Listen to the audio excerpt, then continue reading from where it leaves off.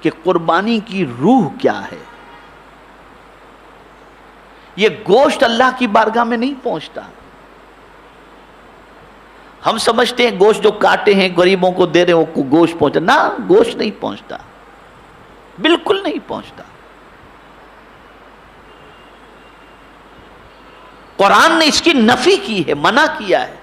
لَن يَنَالَ اللَّهَ لُحُومُهَا وَلَا دِمَاؤُهَا، نہ گوشت پہنچتا ہے نہ جانور کا خون پہنچتا ہے، تو مولا اللہ کی بارگاہ میں پہنچتا کیا ہے؟ وَلَٰكِن يَنَالُهُ التَّقْوَىٰ مِنْكُمْ، جو تمہارے دل کی نیت ہے نا، جو تقوی ہے نا، وہ اللہ کی بارگاہ میں پہنچتا ہے کہ بندے تو نے قربانی کس لیے کی تھی۔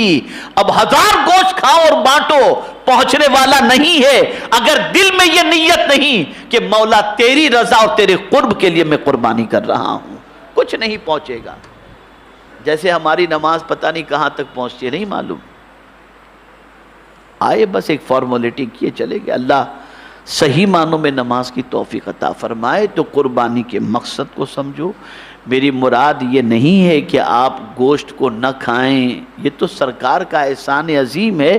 پہلے کے زمانے میں جو قربانی ہوتی تھی نا، تو قربانی کا گوشت جو ہے پہاڑ پر رکھ دیا جاتا، آگ آتی تھی، جس کی قربانی قبول ہوتی جلا کر کے چلی جاتی، سمجھ میں آ جاتا کہ اس کی قربانی قبول ہے۔ لیکن میرے آقا کے صدقے میں اس امت پر کتنا کرم، قربانی بھی کرو اور پھر گوشت بھی تم کھاؤ اور اللہ کے قرب کی دولت سے مالا مال ہو جاؤ۔ کتنا احسان اللہ کے رسول صلی اللہ علیہ وسلم کے صدقہ و طفیل اللہ نے اس امت کو عطا فرمایا۔ تو میرے پیارے آقا صلی اللہ علیہ وسلم کے پیارے دیوانوں، قربانی کا مقصد تقرب الی اللہ، اللہ کا قرب حاصل کرنا۔ اور پھر جو جانور ذبح ہوتا ہے، یہ میرا پورا چیلنج ہے دنیا کے ہر انسان کو۔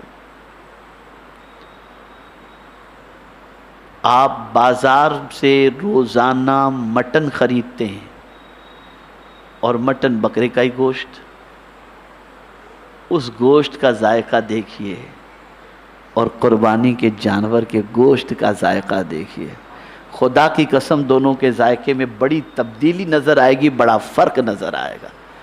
یہ کون تبدیل کرتا ہے؟ اس کی راہ میں ذبح ہونے والے کے ذائقے کو میرا مولا بدل دیا کرتا ہے۔ یہ اس کی شان ہے، یہ اس کی شان ہے۔ تو آپ بھی گوشت کھائیں، غریبوں کو بھی بانٹیں، رکھیں بھی کچھ دنوں کے لیے، کوئی مذائقے کی بات ہے، لیکن قربانی کا مقصد یہ نہ ہو کہ گوشت کھانا ہے۔ قربانی اسی وقت قبول ہوگی جب اللہ کے قرب کی نیت سے ہم قربانی کریں گے، تو اللہ تعالیٰ اس قربانی کو قبول فرمائے گا۔ میرے پیارے آقا صلی اللہ علیہ وسلم کے پیارے دیوانوں، جن ایام سے ہم گزر رہے ہیں، بہت عظیم دن ہیں، بہت عظیم دن ہیں، بہت عظیم راتیں ہیں۔ ان دنوں سے اور راتوں سے بڑھ کر کے اللہ عز و جل کے نزدیک کوئی دن اور کوئی دن کی عبادت اللہ کو زیادہ محبوب نہیں۔ اس لیے عبادت کرو، ریاضت کرو، اللہ کی بارگاہ میں توبہ استغفار کرو، تحلیل کرو، تکبیر پڑھو، تحمید کرو، لا الہ الا اللہ کی کثرت کرو، اللہ اکبر کی کثرت کرو، الحمدللہ کی کثرت کرو، کثرت سے میرے کریم کا ذکر کرو، اللہ کو یاد کرو، اللہ کی کبریائی بیان کرو۔ میں آج پڑھ رہا تھا مقاصد حج کے حوالے سے، تو مجھے یوں محسوس ہوا کہ مجھے اس پر گفتگو کرنا چاہیے، اور جو ہے وہ اس پر باقاعدہ لوگوں کے اندر اویئرنیس لانی چاہیے۔ میں سمجھتا ہوں کہ مقاصد حج سے بھی بہت سارے لوگ ناواقف ہیں،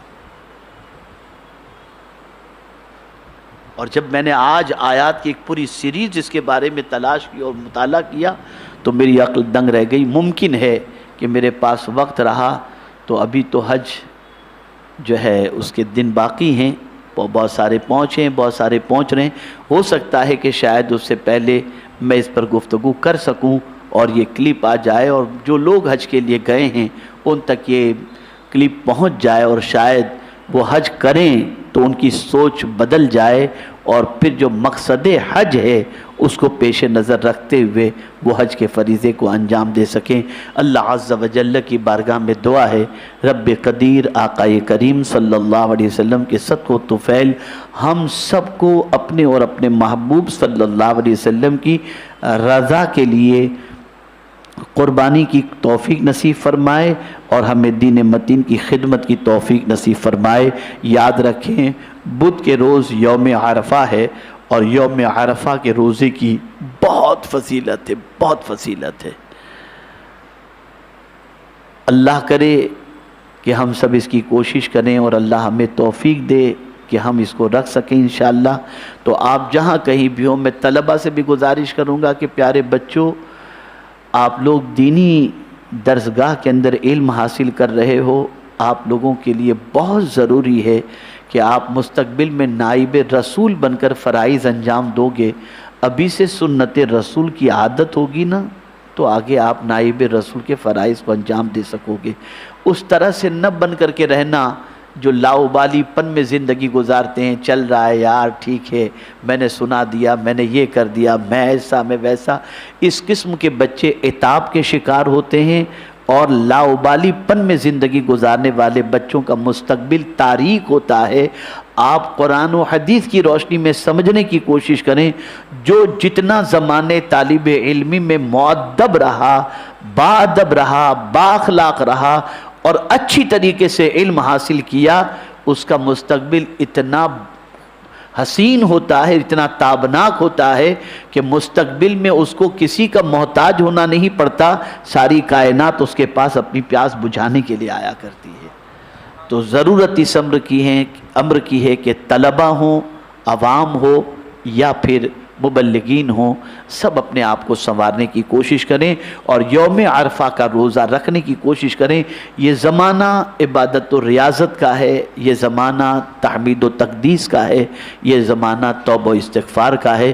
اللہ رب العزت جل جلالہ آقا کریم رؤوف الرحیم علیہ التحیۃ والتسلیم کے صدقہ و طفیل مجھے آپ کو سب کو اللہ اور اس کے رسول کے ارشاد پر عمل کی توفیق نصیب فرمائے۔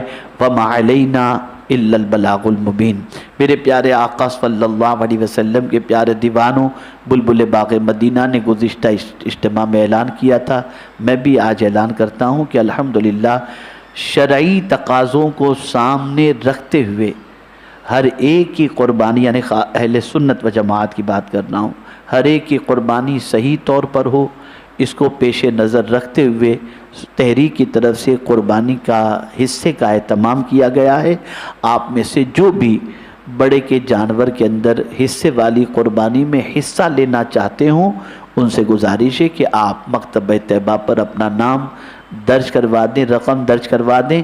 انشاءاللہ آپ کی قربانی شرعی تقاضے کے اعتبار سے انشاءاللہ سنت کے مطابق صحیح طور پر ہو جائے گی، تاکہ اللہ عز و جل تقرب اللہ کی دولت سے بھی مالا مال فرمائے اور گوشت غریبوں میں تقسیم کیا جائے گا۔